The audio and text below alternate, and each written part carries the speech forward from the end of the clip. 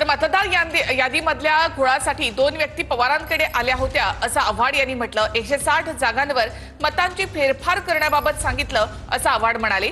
मतदार यादीमधील घोटाळ्यासाठी 2 व्यक्ती पवारांकडे आल्या होत्या असं आव्हाडांनी म्हटलंय।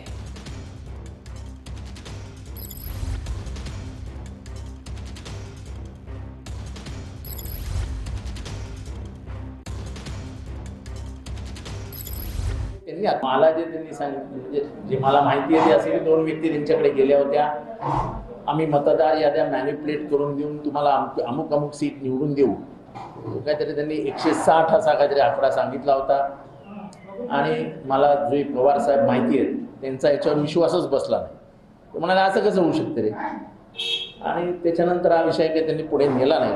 पण त्या 2 व्यक्ती ती आल्या होत्या हे त्यांनी आता स्पष्टपणाने उभ्या जगासमोर उभ्या भारताला कळेल या भाषेत सांगितलं।